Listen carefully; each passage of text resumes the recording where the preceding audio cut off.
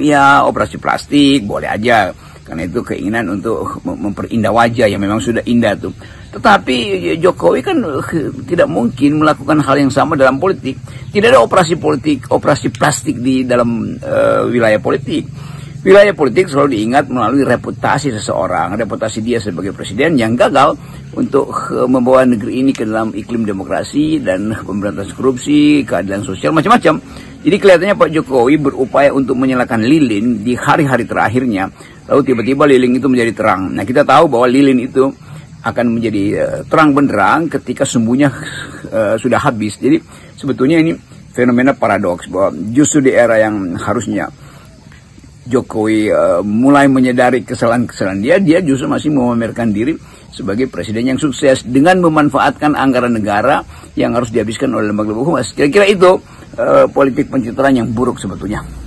Kerisauan Jokowi ini saya kira yang menjelaskan mengapa Jokowi itu tampak masih ingin terus cawe-cawe dalam pembentukan kabinetnya Prabowo. Dan siang tadi misalnya Pak Prabowo itu kembali bertemu dengan Pak Jokowi di Solo. Nggak tahu nih apakah dipanggil atau menemui gitu.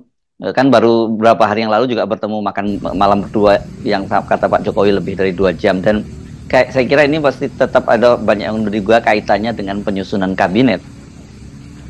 Kalau saya mengintip kasakusuk penyusunan kabinet, terlihat atau sangat terasa bahwa Jokowi ingin mengetahui lebih awal postur dari kabinet Pak Prabowo. Tetapi saya tahu juga bahwa Prabowo akan menyembunyikan itu bahkan 5 menit sebelum dia ucapkan.